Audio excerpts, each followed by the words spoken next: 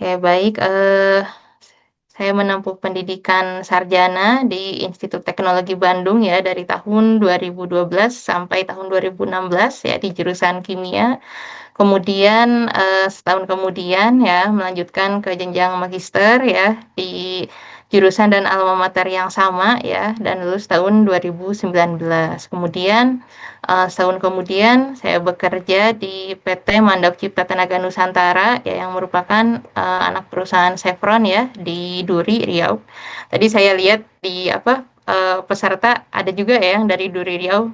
Mungkin paham ya.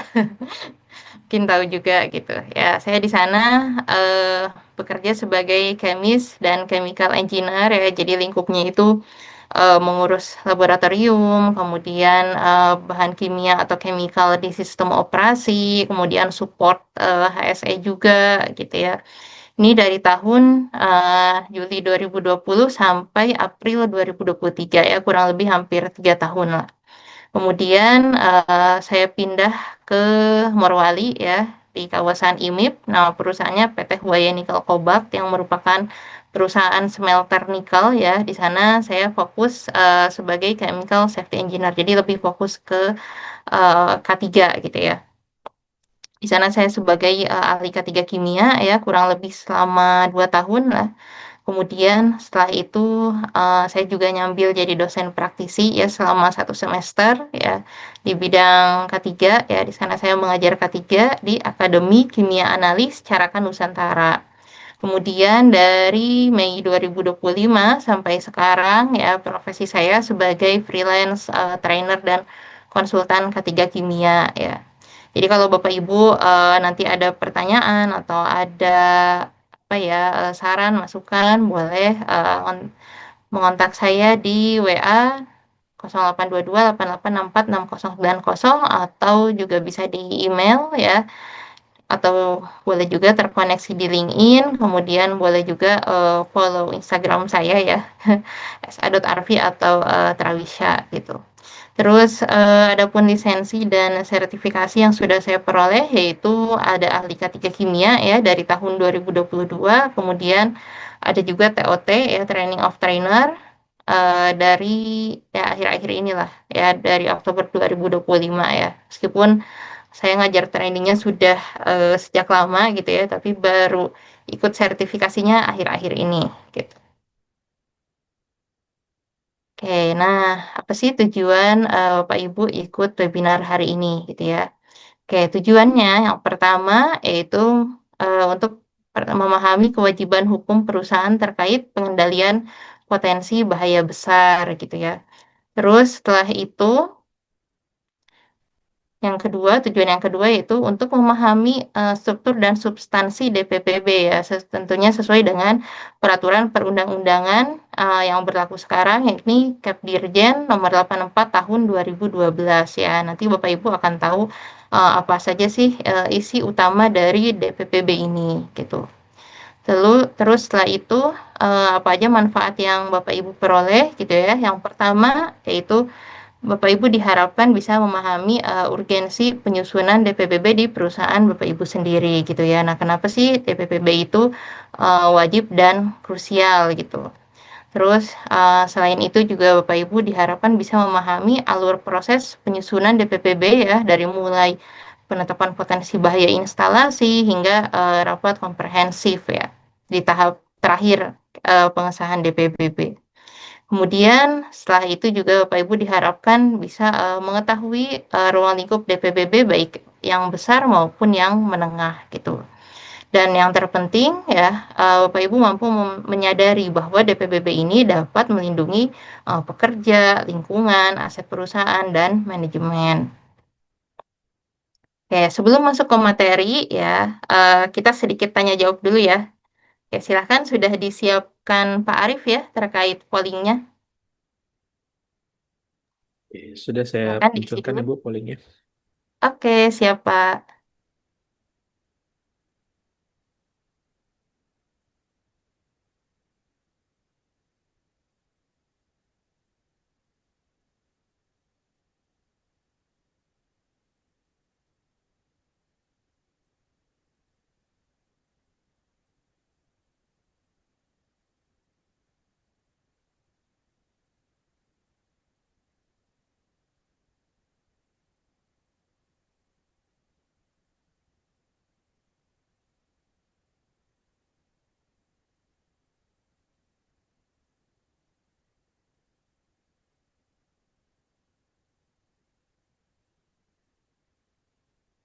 pertanyaan nomor satu kebanyakan poin skornya satu nih Bu. Seberapa sering satu ya? Satu Yang itu jarang atau sering ya? eh ada yang Jarang ya? nol sih Bu, ada yang nol. Ada yang nol. Kalau 10 ada nih satu orang nih yang ngisi nih. Wah, 10. berarti Wah, satu ngeri ya 10 10 ya. 10 dari 100 orang yang hadir. Wah, luar biasa. Kalau pertanyaan nomor dua, kebanyakan sudah, tapi hampir imbang, 50-40%. 57 sama 43%. Nomor tiga juga Oke. sama, kebanyakan juga sudah. Oke. Mas, baru 46 orang nih yang mengisi Bapak Ibu. Silakan, 47, 48.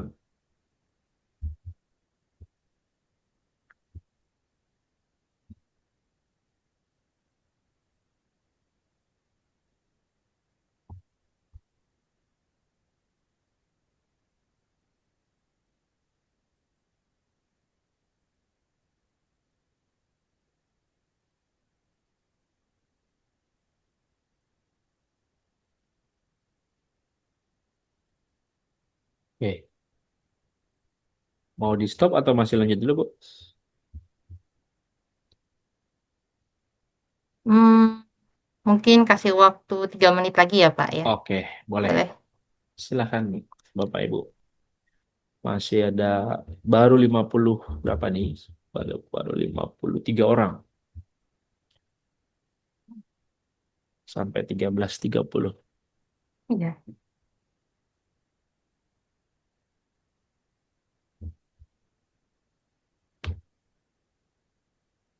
Seberapa sering di tempat kerja Anda terjadi kecelakaan kerja? Sudahkah perusahaan Anda menyusun dokumen pengendalian potensi bahaya? Dan sudahkah perusahaan Anda melakukan penetapan potensi bahaya instalasi?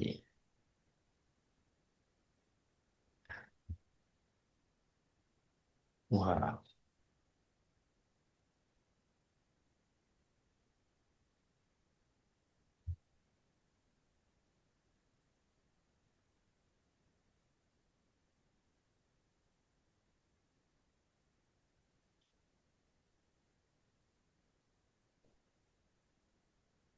pertanyaan 2 dan pertanyaan 3 mirip-mirip ya.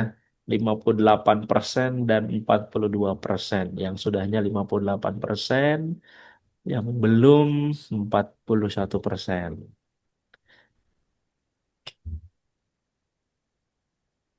Oh, dari Pak Samsudin sudah tapi mempertahankan yang susah katanya Bu Arfi.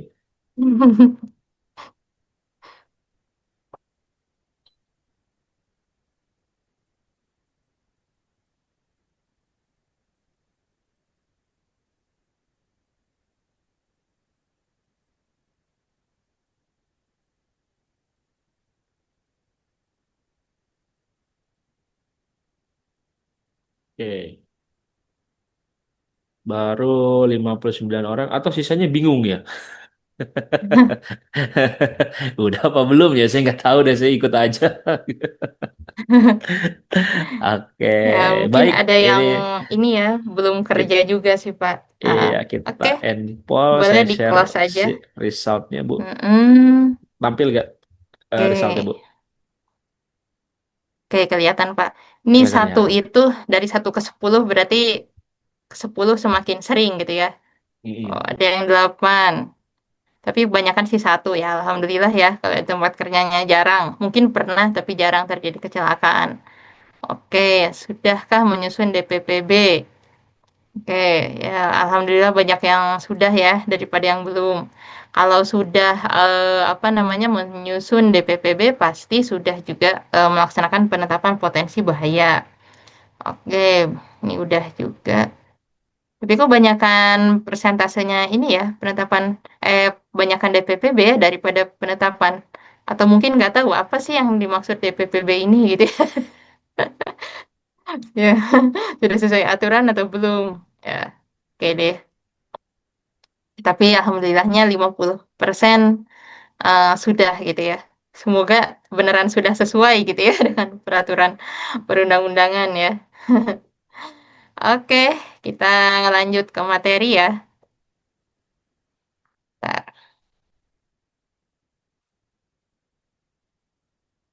Ini masih ini kah Pak? Share screen saya masih yang ini atau Masih, saya mulai masih lagi? polling Masih Bu, ya? masih Oh polling ya. ya. Oke. Ya baik, terima kasih ya sudah mengisi polling ya Bapak Ibu. Supaya saya dapat gambaran gitu. Kira-kira audiens ini tuh apa maksudnya tuh sudah tahu atau belum nih terkait DPPB gitu ya.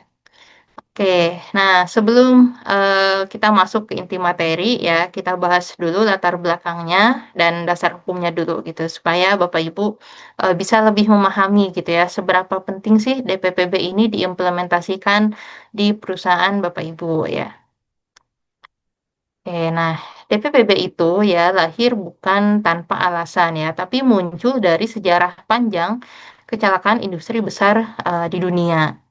Oke, kita lihat yang pertama ya ada Bhopal ya di India tahun 1984 ya. Nah, kecelakaannya apa sih gitu ya? Ini peristiwanya itu kebocoran dan keracunan 41 metrik ton metil isosianat. Nah, 41 metrik ton ini banyak atau sedikit Bapak Ibu? Banyak ya tentunya. Nah, kita lihat di sini korbannya aja banyak banget gitu. 2.000 orang fatality. Fatality itu artinya meninggal dunia gitu ya. Terus kemudian 100.000 orang luka berat dan kerugian asetnya itu mencapai lebih dari 350 juta US dollar. US dollar ini pada zaman itu ya, pada tahun 1984 gitu, bukan bukan sekarang gitu ya. Berarti kan kebayang ya sebanyak apa gitu kerugiannya. Nah, dari sini diambil pelajaran bahwa pentingnya proses hazard analysis ya, kemudian proses safety design dan mechanical integrity. Oke, terus yang kedua yaitu di Toulouse, Perancis. Bacanya apa ya? Saya bukan orang Perancis ya. Nanti kalau orang Perancis kan beda gitu ya bacanya. Nah, ini di Toulouse, Perancis tahun 2001 ya. Peristiwanya apa? Ledakan pada warehouse ya akibat kesalahan penyimpanan penanganan amonium nitrat ya. Amonium nitrat ini kan bahan yang reaktif ya, dia mudah meledak. Kemudian kalau misal apa penyimpanannya salah gitu ya. Nah, itu juga bisa terjadi kecelakaan. Contohnya kayak ledakan ini. Oke, kita lihat korbannya ya 29 orang meninggal atau fatality, 2.500 orang luka berat dan kerugiannya 1,8 juta euro. Nah, dari sini diambil pelajaran pentingnya komunikasi bahan kimia berbahaya ya atau HAZCOM ya dan proses hazard analysis. Oke, terus yang ketiga ya, nah ini di Indonesia ya, eh, berapa tahun yang lalu ya, 1-2 tahun yang lalu lah ya. Ini juga pas saya masih kerja di sana ya, di Morowali. Oke, kemudian kebetulan ini di kawasan industri tempat saya kerja ya. Dan pas banget ini hari pertama saya cuti gitu. Jadi untungnya saya nggak lagi on duty gitu ya. Oke, ini eh, apa kejadiannya itu ledakan dan kebakaran tungku smelter ya. Eh, kita lihat di sini korbannya 13 orang fatality, ya 29 orang luka berat, 12 orang luka sedang, 5 orang korban luka ringan, dan tentunya ada kerugian asetnya juga gitu ya. Cuma belum ditaksir berapa. Nah, dari sini disadari pentingnya SOP ya, kemudian manajemen risiko, sistem tanggap darurat yang tentunya harus memadai dan terukur gitu ya di sistem operasi. Nah, dari tiga kejadian ini yang paling dahsyat yang mana? Ya, tentunya kalau kita lihat apa namanya dari korbannya ya banyak korbannya tentunya di Bhopal. Nah, kenapa sih Bhopal itu bisa sedahsyat ini gitu ya? Apa namanya korbannya? Kenapa banyak banget sampai 2.000 orang meninggal? Ini kan yang bocor cuma satu pabrik gitu ya. Nah, kita lihat sekarang tayangan videonya ya. The UCIL plant was established in Suaranya 1969. terdengar? 51% was Terdengar owned Bu. by the Union Carbide Oke. Corporation, or the UCC, and 49% by the Indian authorities. The factory used to produce a pesticide, which UCIL had branded as 7. A chemical called methyl isocyanate, or MIC, was used for producing this pesticide. Therefore, the factory stored a large amount of MIC inside its premises. On that fateful night, on December 2, 1984, It was a routine day at the UCIL factory in Bhopal. MIC was stored in the underground tank. The pipeline washing started at 9:30 pm as a routine maintenance operation. Between 10:30 and 11 pm, workers engaged in the pipeline washing became aware of a leak. Little attention was paid considering it a normal leak. A casual attempt was made to trace the source of the leak, but of no use. The leak continued. Around 12:15 am, the pressure in the MIC tank rocketed up to 55 pounds per square inches. Water had begun to leak into the tank E610 containing 42 tons of MIC. The resulting exothermic reaction increased the temperature inside the tank to over 200 degrees Celsius. An operator saw the concrete above the tank was cracking. About 12:30 am, the relief valve of the tank gave away and large quantities of MIC gas leaked into the atmosphere. The workers at the factory realized the risk of a massive disaster. They tried activating the safety systems available at the factory. There were 3 safety systems. First was the vent gas scrubber, which was considered the main line of defense. It was found that it wasn't in operational condition. Then the workers tried turning on the flare tower to burn off the toxic gas. This system was not in a working condition, as the piece of pipeline leading to the tower had been removed for maintenance. The workers then tried transferring the MIC from the tank into a nearby spare tank.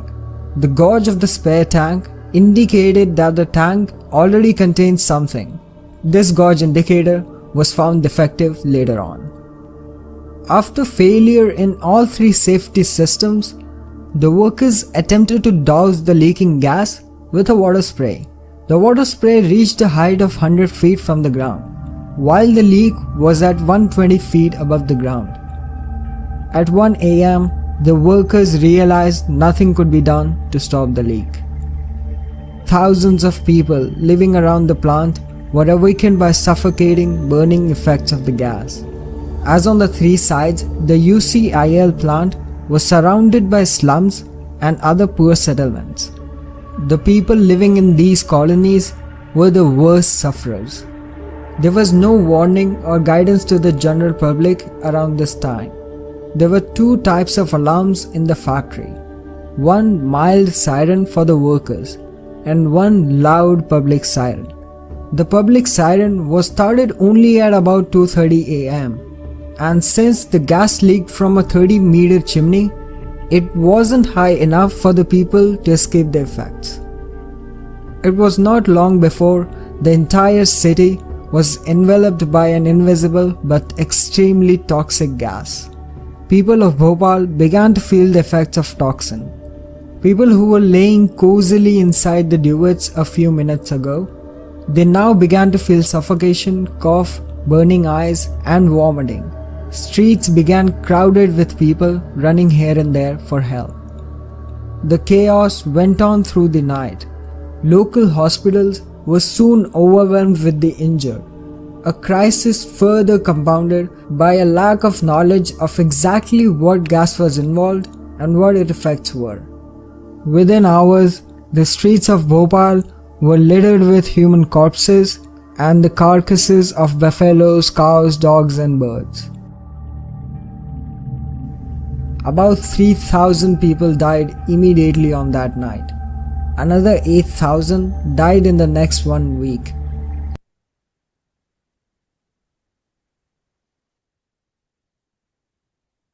Oke, videonya udah selesai. Nah, saya ingin tahu dulu nih dari Bapak Ibu ya, lesson learn apa sih yang bisa diambil ya setelah nonton tayangan video Bopal tadi? Boleh di chat ya, di, diketik di kolom chat.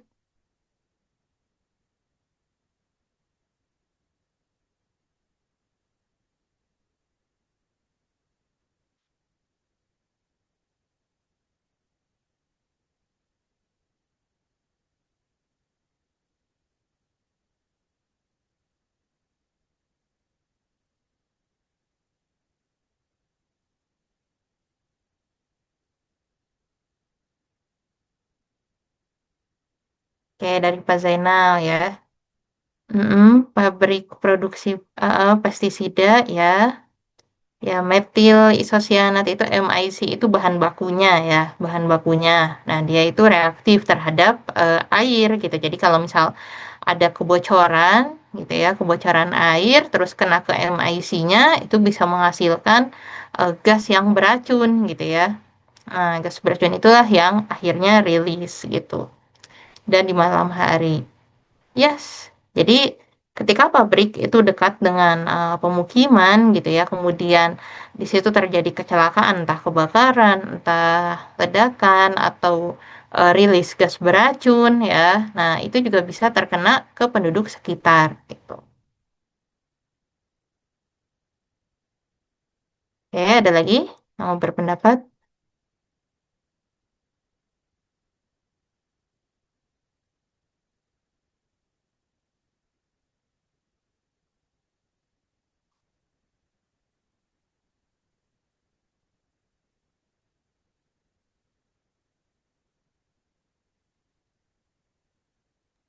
Silakan Bapak Ibu yang ingin memberikan pendapat bisa tulis di kolom chat ya Bapak Ibu. Iya, bebas ya, jangan takut salah.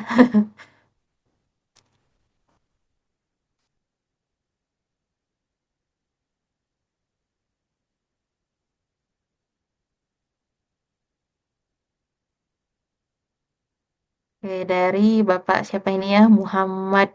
Di saya kebacanya cuma Muhammad H ini.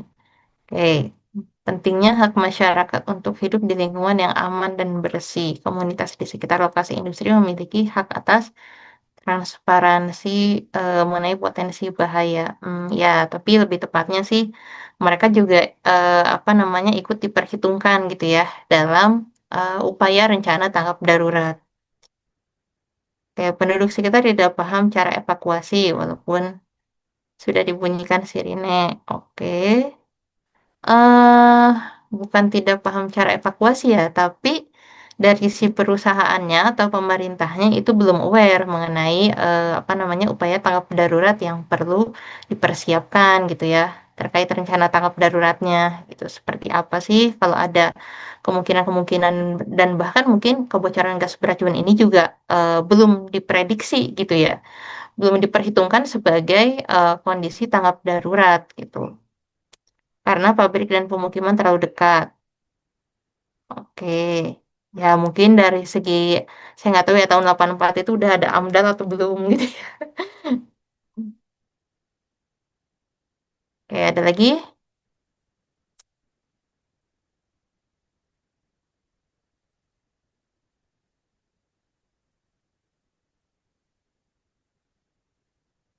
Ya betul ya. Jadi apa namanya?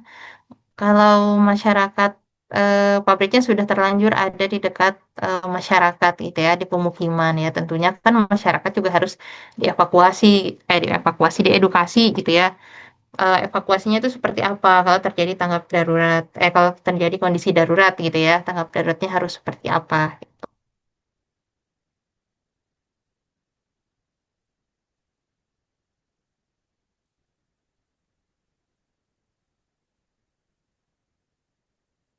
Oke ya, jadi tadi kan kita lihat ya di apa namanya di Bhopal itu ya, yang apa perusahaan Union Carbide itu adalah perusahaan produksi pestisida ya, bahan bakunya metil isosianat atau MIC.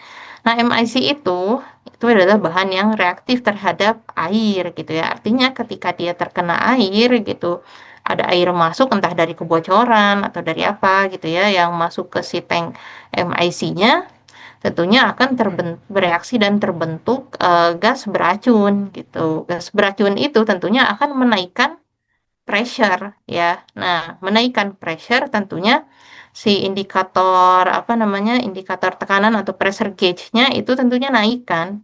Nah, itu yang kelihatan oleh operator. Nah, cuma selama ini dianggapnya tekanan naik itu karena instrumennya tidak dikalibrasi atau gimana gitu ya. Padahal itu merupakan indikator bahwa si tekanannya memang sudah naik gitu.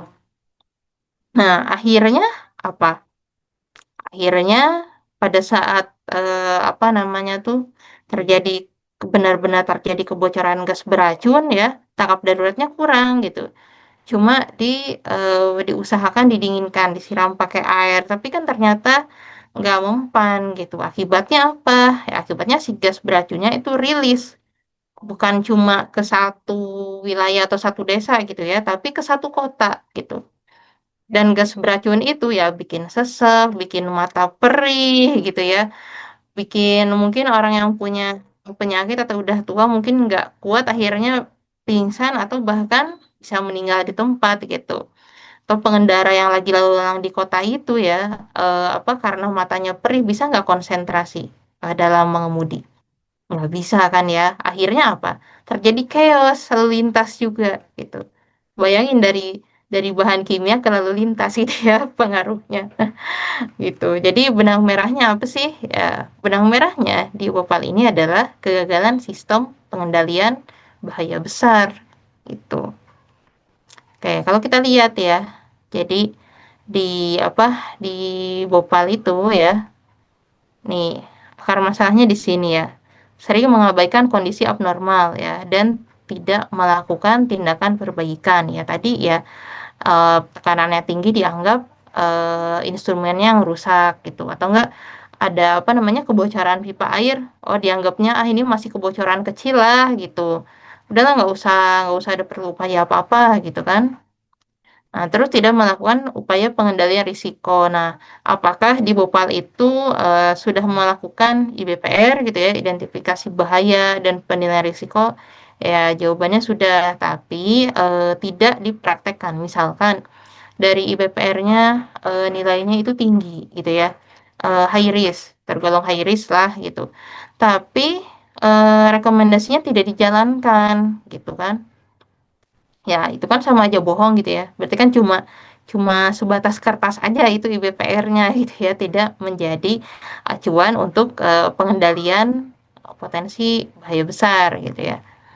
Oke, terus apalagi tidak melakukan uji riksa dan kalibrasi peralatan. Ya, terus tidak memberikan APD kepada pekerja. Nah, APD di sini maksudnya APD yang sesuai. Kan tadi potensi bahayanya gas beracun ya. Nah, tapi APD yang diberikan itu bukan APD untuk apa namanya melindungi pernapasan dari gas beracun gitu, melainkan masker medis. Cukup nggak kalau masker medis? Enggak ya, itu nggak bisa untuk apa namanya melindungi diri dari gas beracun gitu ya. Perlu respirator. Nah, cuma perusahaan nggak mau. Kenapa? Ya kembali lagi alasannya ke budget gitu ya. Sama. Ini juga kenapa sih nggak dilaksanakan rekomendasi dari apa namanya IBPR-nya? Ya karena itu tadi budget lagi gitu. Baliknya ke situ lagi. Apalagi apa namanya itu penjualan pestisidanya lagi turun gitu ya. Padahal itu kan tidak bisa menjadikan alasan tidak melaksanakan pengendalian potensi bahaya gitu ya. Ya akhirnya apa? Terjadi kegagalan operasi alias kebocoran gas beracun gitu. Jadi bisa kita lihat ya, jadi kejadian di Bhopal itu bukan cuma kegagalan teknis gitu ya, tapi juga kegagalan manajemen risiko, kegagalan proses hazard analisis gitu ya dalam menganalisa bahaya apa aja sih yang mungkin terjadi di sistem operasi gitu ya. Kemudian kegagalan mechanical integrity. Tadi kan lihat juga ya di videonya bahwa si scrubber itu kan untuk memfilter apa namanya atau menyaring gas beracun ya supaya nggak keluar di emisi. Nah, itu juga lagi dilakukan pemeliharaan ya, tapi sayangnya itu nggak disediakan spare-nya atau cadangannya gitu ya. Harusnya kan kalau yang satu dilakukan pemeliharaan gitu ya, harusnya yang satunya berfungsi. Nah, ini nggak disediakan. Akibatnya ketika rilis gas beracun ya udah gas beracunnya nyebar gitu aja gitu ya. Jadi kalau kita lihat ya dampaknya apa sih dari Bhopal ini gitu ya. Oke. Kebocoran gas beracun itu ya, kalau kita lihat dampaknya kan mematikan hampir seluruh penduduk satu kota. Terus kemudian ada kerugian aset juga ya, perusahaan harus membayar ganti rugi eh, lebih dari 350 juta US dollar pada saat itu ya. Terus kemudian pimpinannya juga di penjara gitu ya, dan perusahaannya juga akhirnya ditutup alias dilarang beroperasi. Nah, dari sini peristiwa Bhopal ini bukan cuma menarik perhatian dari pemerintah India aja gitu ya, tapi juga menarik perhatian seluruh dunia gitu. Sampai akhirnya apa namanya kebijakan dunia itu berubah gitu dalam hal pengendalian potensi bahaya besar. Nah, kalau kita lihat di sini ya, sampai difilmin gitu ya kejadian Bhopal ini. Mungkin ada yang langganan ini ya, Netflix ya, Netflix atau ya Netflix ya, cuma di Netflix soalnya. Nama filmnya The Railwayman gitu ya, The Railwayman. Nah, ini nanti bisa Bapak Ibu lihat gitu ya.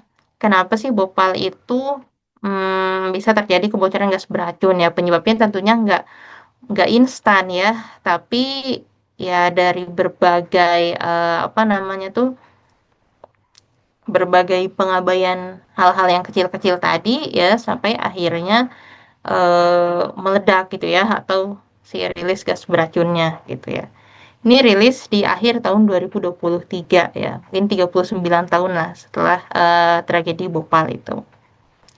Oke, nah terus yang menarik ya, seniman dari Belanda aja namanya Ruth Kupfersmith gitu ya. Itu sampai membuat tugu peringatan ya, kayak patung, bentuknya patung ibu yang sedang mengais anaknya. Nah, itu kenapa? Simbolis dari korban di Bhopal ya, yang ada yang terbunuh gitu kan, ada juga yang ibu-ibu yang sedang menyusui atau mengandung anaknya gitu yang masih bisa selamat ya. Cuma ternyata setelah anaknya lahir dan tumbuh besar, anaknya itu jadi cacat gitu.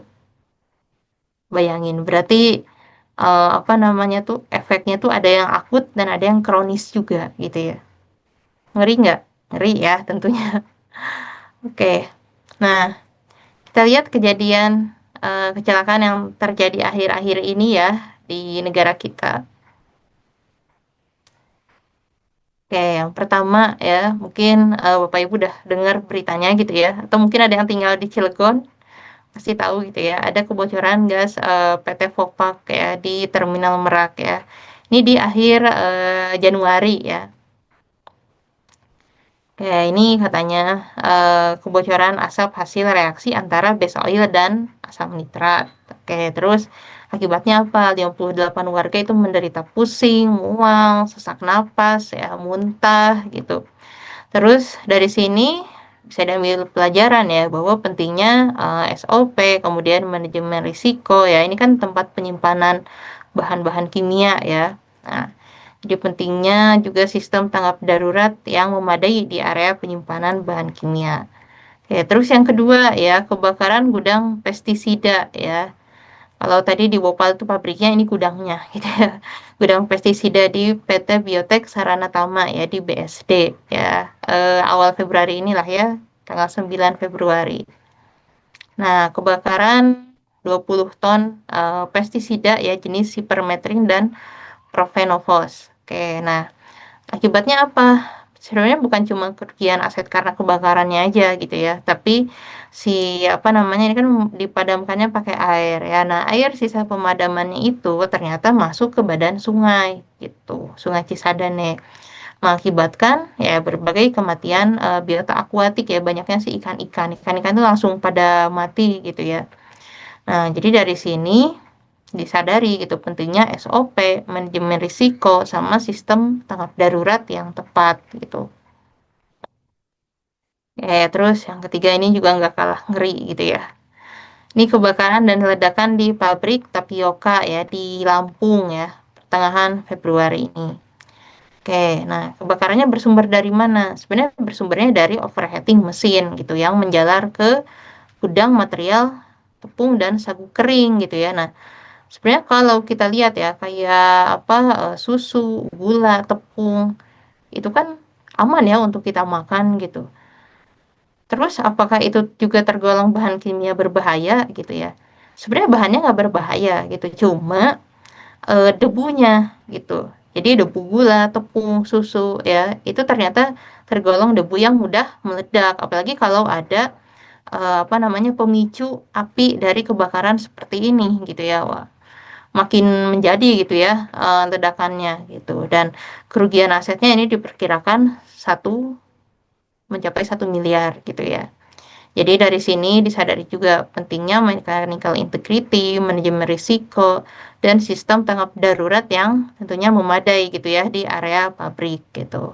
Nah, dari tiga kejadian ini kan terbukti gitu ya bahwa potensi bahaya besar itu nyata gitu dan wajib dikendalikan gitu ya. Tentunya sebelum dikendalikan juga harus dianalisa dulu kira-kira potensi bahaya apa yang kemungkinan terjadi di perusahaan gitu ya.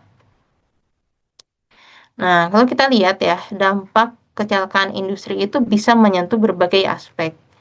Nah, aspek apa aja? Kayak kita lihat ya. Pertama, ada korban jiwa, terus rusaknya lingkungan, terus apalagi reputasi atau tingkat kepercayaan konsumen dan investor juga pasti turun gitu ya.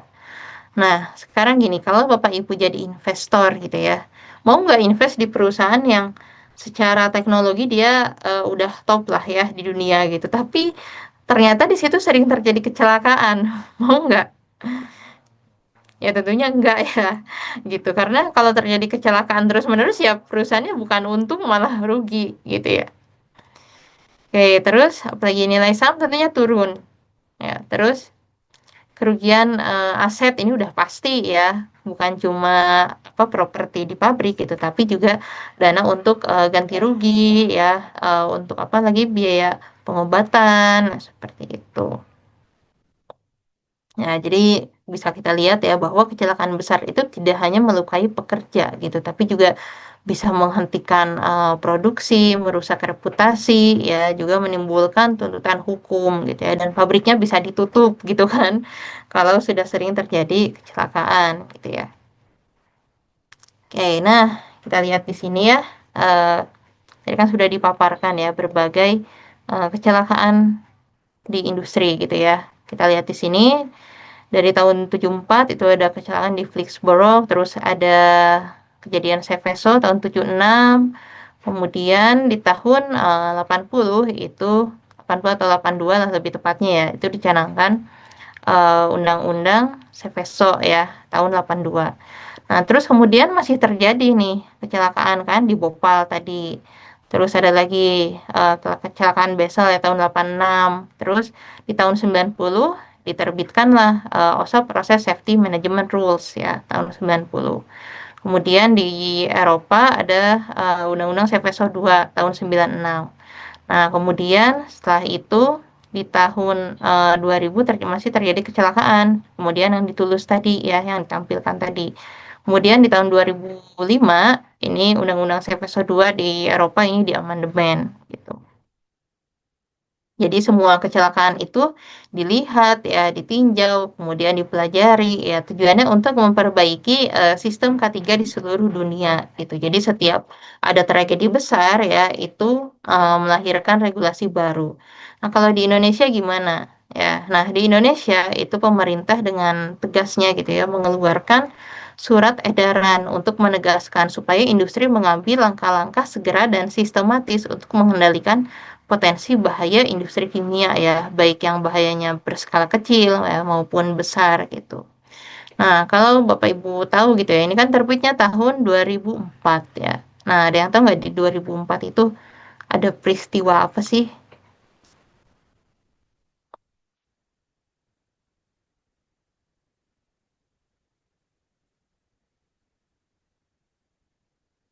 Tsunami Aceh. Oke, itu kan bencana alam ya. Maksud saya yang kecelakaan industri. Ya, betul sekali ya. PT Petrowidaya Gresik ya dari Bu Yunun Safira. Ya, betul. Jadi latar belakangnya itu gitu. Kenapa muncul surat edaran ini gitu ya. Karena gini, 2 minggu sebelum kejadian ya, kejadian kebakaran dan ledakan di PT Petrowidaya itu apa Menteri itu baru aja menerbitkan penghargaan Zero Accident. Nah, ternyata 2 minggu setelahnya terjadi kecelakaan gitu ya yang mengakibatkan korban jiwa juga tentunya gitu. Nah, jadi dari sini bisa kita ambil pelajaran ya bahwa sertifikasi itu tidak menjamin gitu ya. perlu juga dilakukan langkah nyata gitu. Jadi kalau misal perusahaan kita tuh melaksanakan compliance ya, kayak misal audit SMK 3 atau pelaporan bahan kimia berbahaya, penyusunan DPBB ini juga termasuk.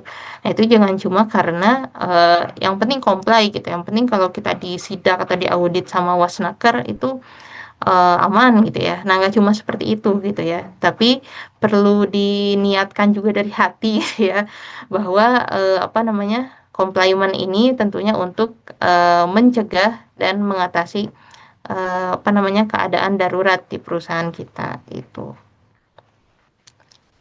Oke, nah kalau kita lihat di sini ya, kalau dirangkum itu peraturan perundang-undangan terkait pengendalian potensi bahaya besar itu di Eropa kan ada Seveso Direktif ya tahun 82. Kemudian setelah itu kalau yang berlaku di seluruh dunia ya ada COMA regulation ya atau Control of Major Accident Hazard Involving Dangerous Substance gitu. Terus di Indonesia ada Kepdirjen PPK ya nomor 84 tahun 2012 ya tentang tata cara penyusunan dokumen pengendalian potensi bahaya besar dan menengah.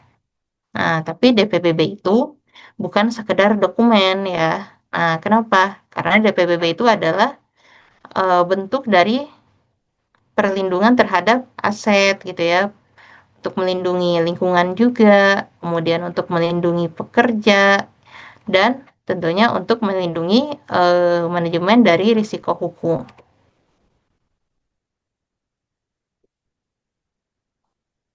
Jadi DPBB ini ya, kalau kita lihat bisa kalau diterapkan dengan benar gitu ya, bisa mengurangi risiko terjadinya penyakit akibat kerja yang ditimbulkan dari paparan bahan kimia berbahaya. Kemudian juga bisa mengurangi risiko timbulnya keadaan abnormal atau kecelakaan besar ya akibat kegagalan atau kesalahan peralatan operasi atau reaktivitas bahan kimia. Kenapa? Karena kondisi daruratnya sudah diidentifikasi terlebih dahulu gitu. Terus kemudian juga bisa menjaga aset integrity ya dan reliability dan mengurangi risiko kerusakan properti atau property damage ya. Kemudian juga menjamin keberlangsungan operasi perusahaan dari pemerintah gitu karena telah memenuhi standar keselamatan gitu ya, sesuai dengan peraturan perundang-undangan yang berlaku. Nah, terus kalau perusahaan Bapak Ibu bisa produksi secara berkelanjutan ya tentunya kan bisa meningkatkan citra dan reputasi perusahaan gitu ya. Kalau nggak pernah terjadi kecelakaan gitu ya, itu kan bisa juga memperbesar peluang kerjasama dengan berbagai investor gitu. Karena investor apalagi biasanya dari Amerika, dari Eropa, itu yang pertama dilihat apa? Bukan teknologinya gitu ya, tapi proses safety-nya gitu. Upaya proses safety-nya udah sampai di mana gitu. Jadi kan bisa memperbesar ini ya peluang kerjasama dengan berbagai investor, menaikkan nilai jual atau nilai saham perusahaan gitu ya. Jadi DPBB ini tuh disusun bukan cuma untuk memenuhi audit gitu ya, tapi juga untuk memastikan worst case scenario itu udah dipikirkan gitu ya. Oke, sekarang kita masuk ke inti materinya gitu ya, penyusunan dokumen pengendalian potensi bahaya atau DPPB ya, baik yang besar maupun menengah. Oke, nah nyusun DPPB itu mulai dari mana sih gitu ya? Oke, yang pertama ya, perusahaan itu melakukan identifikasi ya. Identifikasi terkait apa ya? Nama bahan kimia berbahaya yang digunakan, disimpan, diproduksi gitu ya, atau diangkut gitu. Terus kemudian sifat bahannya seperti apa, sifat fisika dan kimianya gitu ya, itu seperti apa. Nah, ini sesuai dengan format di lampiran 2 Kepmenaker nomor 187 tahun 99. Itu kan ada tabel ya, nanti mungkin bisa dilihat ya setelah ini. Kemudian setelah itu dilaporkan ya ke ke pengawas ketenagakerjaan ya di tingkat provinsi ya atau bisa juga melalui PJK 3 gitu ya. Dilaporkannya bersamaan dengan MSDS-nya. Kemudian Wasnaker diberikan waktu selama 14 hari ya untuk melakukan verifikasi secara administratif maupun ke lapangan ya. Jadi nanti ada kunjungan lapangan juga gitu ya, selain dengan administrasi tadi. Terus kemudian setelah verifikasi nanti terbit berita acara verifikasi gitu dan SK-nya gitu ya, surat ketetapan penetapan potensi bahaya instalasi gitu. Apakah perusahaan Bapak Ibu itu menengah atau besar gitu ya. Nah, itu nanti dilihat dari nilai ambang kuantitas bahan kimia berbahayanya gitu ya di perusahaan Bapak Ibu. Oke, nah terus kalau potensi bahaya besar gimana? Potensi bahaya menengah gimana? Ya, tentunya masing-masing ada kewajiban ya, dan kewajibannya itu berbeda. Contoh, misalkan yang bahaya besar ini kan ada petugas ketiga kimia ya. Kalau yang besar itu non shiftnya 2 orang, tapi shiftnya 5 orang. Nah, kalau bahaya menengah itu dia lebih sedikit atau lebih ringan ya. Ini yang non shiftnya 1 orang, yang shiftnya 3 orang. Terus kalau potensi bahaya besar itu wajib menunjuk ahli K3 kimia ya. Kalau di yang menengah nggak wajib, tapi beberapa perusahaan walaupun potensi bahayanya menengah gitu ya, tetap ada ahli K3 kimianya.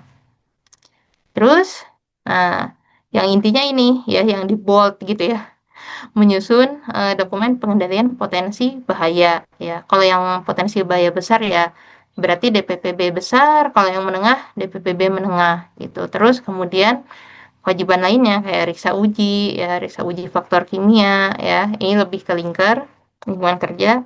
Kemudian riksa uji instalasi atau peralatan dan MCU. Ya, yang membedakan itu cuma durasinya gitu ya antara yang menengah dan besar. Oke, nah kita lihat ya alur penyusunan dan pengesahan DPPB. Oke, yang pertama ya, tadi kan udah terbit tuh SK-nya, SK penetapan potensi bahayanya. Nah, apakah potensi bahaya besar atau menengah? Nah, terus kemudian perusahaan melakukan evaluasi sistem dan dokumen. Nah, ini mirip audit gitu ya, mirip audit dari checklist-checklist yang ada di Kepdirjen PPK nomor 84 tahun 2012 itu dicek apa saja yang sudah ada, apa saja yang belum, atau apa saja yang sudah sesuai, apa saja yang belum gitu. Terus kemudian kan nanti dianalisa ya gapnya apa, nanti sisanya dipenuhi tapi bisa sambil nyusun dokumen pengendalian potensi bahayanya gitu ya. Nah, di sini nyusun DPPB ini gitu ya, karena ini agak kompleks dan berat gitu ya. Jadi bisa menggunakan apa namanya konsultan ya, bisa juga disusun sendiri oleh perusahaan. Terus kalau misal dokumennya sudah jadi ya dilakukan verifikasi. Nah, verifikasi itu ada 2 tahap ya penilaian kebenaran. Yang pertama verifikasi dokumen dan lapangan. Nah, ini juga bisa dari Dinas Tenaga Kerja setempat ya, dari Wasnakernya atau bisa menggunakan PJK3 gitu. Karena tidak semua di Snaker itu ada pengawas bidang LKBB ya, lingkungan kerja bahan berbahaya gitu. Jadi karena nggak semuanya mampu pakai menggunakan PJK3. Nah, PJK3 yang sudah mendapat izin dari Kemnaker itu ada 2 ya, PT Skovindo dan PT Surveyor Indonesia atau PTSI. Nah, nanti dari apa namanya dari verifikasi ini nanti terbit berita acara verifikasi ya beserta temuan-temuannya.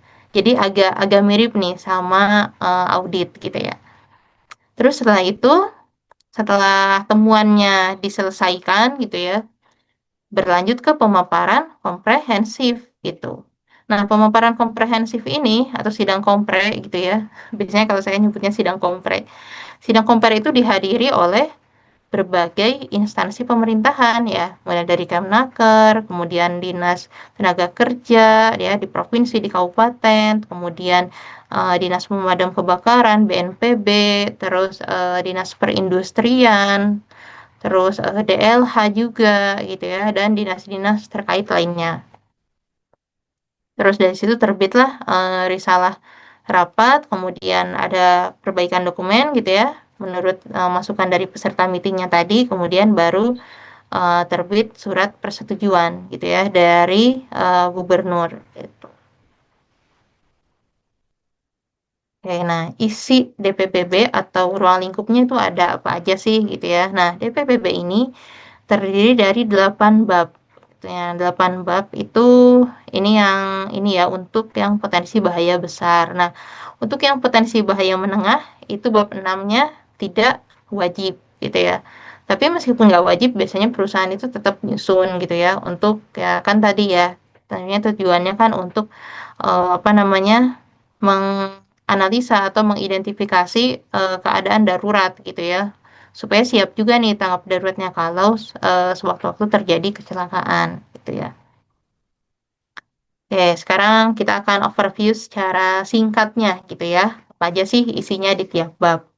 Oke, untuk di bab satu ya, itu kan tentang pendahuluan ya. Nah, di sini ada latar belakang atau company profile gitu ya. Ada tujuannya apa, dasar hukumnya, dan ruang lingkupnya. Nah, latar belakang itu mencakup apa aja gitu ya. Ini mencakup apa kapasitas produksinya, perusahaan itu produksi apa aja, lokasinya di mana, mulai berdiri tahun berapa gitu ya. Kemudian legalitas kayak akte, kemudian apalagi NIB gitu. Terus apa namanya?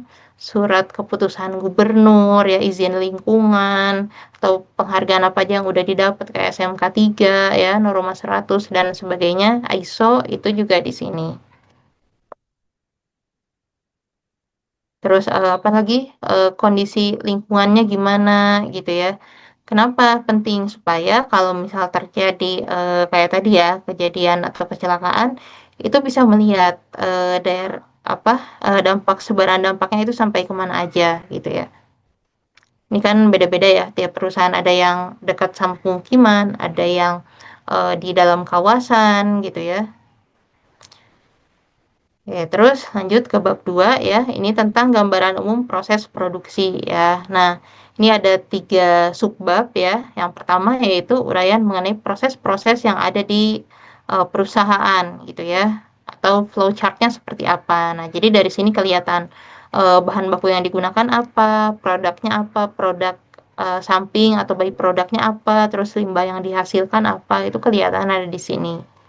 Untuk peralatan-peralatan produksinya juga dari sini. Terus kemudian di subbab 2.2 ya, ini uraian mengenai bahan kimia yang digunakan ya. Jadi di sini tuh penyimpanan bahan bakunya seperti apa, pemakaiannya seberapa banyak gitu ya, produknya apa aja, SOP penanganan, penyimpanan, pengangkutannya itu seperti apa, itu digambarkan di sini. Terus apa list-list bahan penolongnya apa aja gitu ya, kegunaannya, terus kemudian daftar bahan kimia berbahayanya itu ada di sini juga gitu. Terus di 2.3 ini uraian mengenai LDK atau SDS dan label gitu ya. Nah, apakah perusahaan sudah melaksanakan pengendalian pengendalian LDKB dan label gitu ya. Karena LDKB itu kan bukan cuma dipasang aja gitu ya, tapi juga harus dikendalikan apakah sudah tersedia secara memadai, secara merata gitu ya di setiap tempat penyimpanan bahan kimia gitu. Terus juga apakah SDS yang digunakan itu valid atau expire. Nah, ini yang jarang perusahaan sadari gitu ya. Biasanya yang penting ada SDS aja, tapi tanpa dilihat gitu. SDS-nya itu apakah masih berlaku atau sudah expire gitu ya. Terus SDS juga kan wajib berbahasa Indonesia ya. Nah, di sebagian besar perusahaan itu masih berbahasa asing atau bahasa Inggris gitu ya biasanya. Oke, terus kemudian masuk ke bab 3 ya. Nah, ini tentang identifikasi bahaya, penilaian dan pengendalian risiko ya. Nah, di sini bisa kita lihat ya di subbab 3.1 ya, ini tentang uraian mengenai identifikasi bahaya dan penilaian risiko atas proses instalasi. Nah, meliputi apa aja? Yang meliputi paparan bahan kimia, terus kemudian kegagalan atau kesalahan peralatan operasi ya. Terus kemudian dampaknya juga. Nah, dampaknya ini juga harus apa namanya? Analisa dampaknya harus melingkupi pekerja, kemudian masyarakat sekitar, lingkungan gitu. Terus kemudian juga potensi bahayanya ada juga dari sumber bahaya dari bencana alam gitu ya atau dari serangan luar ya. Contohnya kayak huru-hara, demonstrasi atau teror. Nah, itu juga masuk di sini karena tentunya apa bencana alam juga ini bisa mempengaruhi apa namanya terjadinya kegagalan operasi gitu ya. Terus kemudian kalau kita lihat di sini biasanya metode apa yang digunakan untuk identifikasi bahaya penilaian resiko di sistem operasi. Ya, kebanyakan kan pakainya HAZOP gitu ya. Terus kemudian yang paparan bahan kimia ya biasanya pakainya HRA ya, atau lebih spesifik lagi CHRA ya, Health Risk Assessment atau Chemical Health Risk Assessment. Atau bisa juga pakai hiradisi, itu juga bisa kalau memang sudah mencakup paparan bahan kimia berbahaya ya di instalasi atau tempat kerjanya.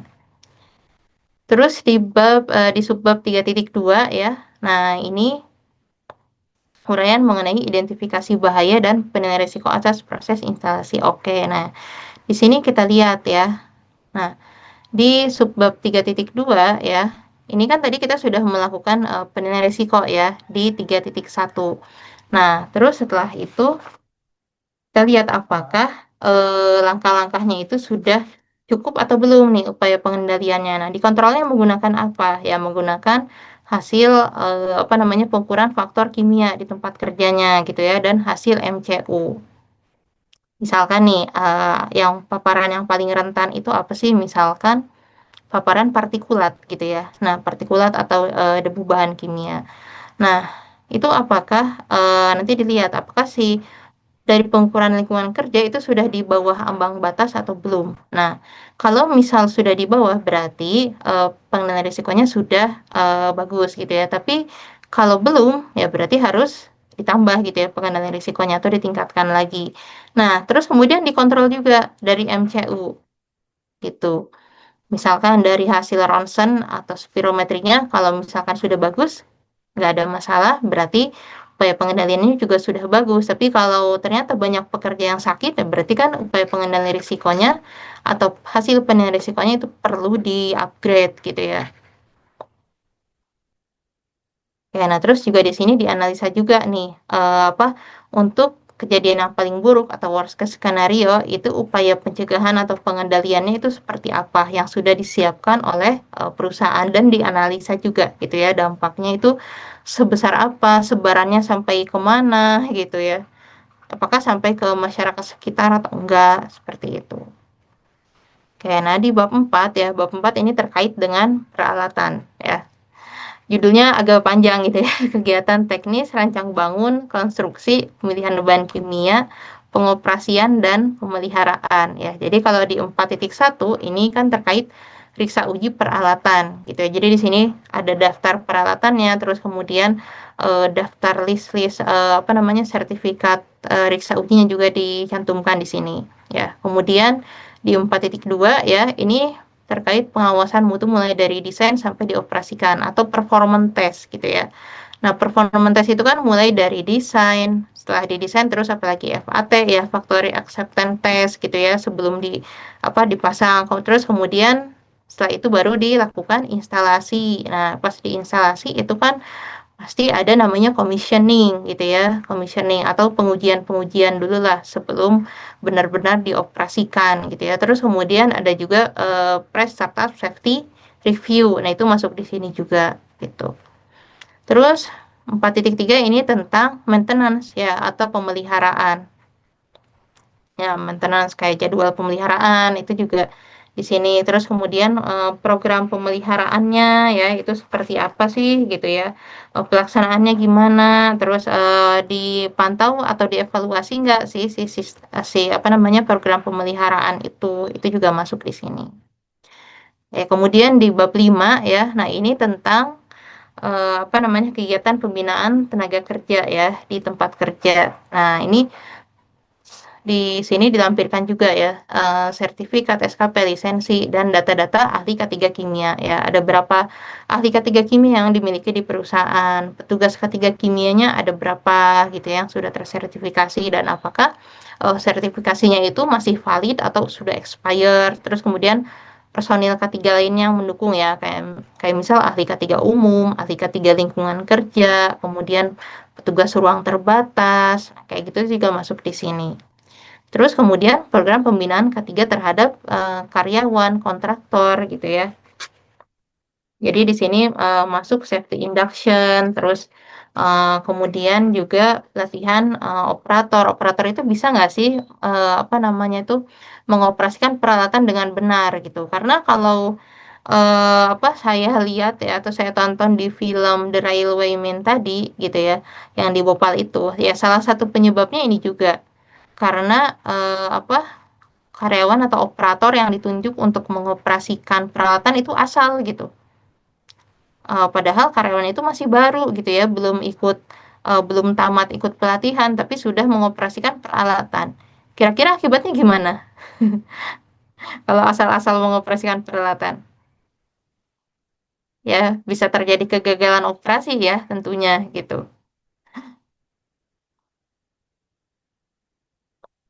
Nah, kenapa sih pelatihan ini penting gitu ya? Ya tentunya karena tidak ada sistem yang aman ya tanpa manusia yang kompeten gitu. Oke, terus di sini bab 6 ya. Nah, bab 6 ya terkait rencana dan prosedur keadaan darurat ya. Nah, apa sih tujuannya ada bab 6 ini ya? Ya, tujuannya tentu untuk memastikan gitu. Kalau terjadi kecelakaan, apakah perusahaan ini sudah siap atau belum? Oke, nah yang pertama ya, ini rinciannya agak banyak nih. Paling banyak di bab 6.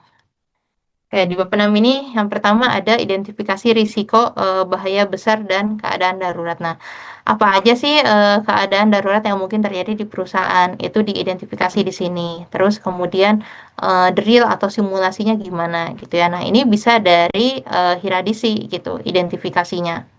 Terus kemudian di subbab 6.2 terkait sasaran rencana tanggap darurat ya. Nah, ini tentunya sasarannya juga harus dimasukkan ya, tentunya untuk melokalisir atau mengeliminasi dampak, kemudian meminimalkan dampak pada manusia, pada lingkungan gitu ya, pada aset juga tentunya. Tuh, nah ini juga harusnya dimasukkan ya di dashboard K3 gitu ya. Nah, terus di sini juga di 6.3 ada skenario terjadinya kecelakaan ya atau accident ya. Nah, ini tentunya meliputi worst case skenario ya. Skenario terburuk apa, terus rutenya gimana gitu ya sampai rute itu maksudnya tuh apa penyebabnya itu gimana sampai bisa terjadi worst case skenario. Urutan terjadinya seperti apa, tingkat kemungkinan terburuknya itu seberapa besar gitu ya. Nah, ini juga tentunya terkait dengan hasil penilaian risiko tadi yang di bab 3 gitu. Nah, terus sekarang kita masuk ke subbab 6.4 ya, elemen rencana tanggap darurat. Nah, di sini juga ada banyak parameter ya, ada keterlibatan dari pihak internal eksternal, prosedur komunikasinya gimana, prosedur menyalakan alarmnya seperti apa, ERT-nya gimana, kemudian lokasi pusat tanggap daruratnya di mana, prosedur evakuasi ketika terjadi kecelakaan itu seperti apa, kemudian dari pihak luarnya gimana, ada emergency shutdown, nah itu juga gimana, prosedur pemanggilan personel ketika terjadi kecelakaan itu seperti apa, terus ketersediaan dan kesiapan sumber daya yang ada di perusahaan itu sudah setanggap apa gitu ya, ketersediaan bantuan dari luar itu juga sudah sememadai apa itu juga dibahas di sini. Nah, kemudian ini terkait 6.5 ya. Subbab 6.5 ini terkait alarm dan komunikasi ya. Nah, alarm ini wajib dipastikan terpasang pada tempat yang mudah didengar dan dilengkapi tanda visual ya untuk area yang bising ya. Tentunya kan tiap perusahaan punya sistem alarm yang berbeda-beda gitu ya, tapi biasanya itu ada di MCFA gitu ya.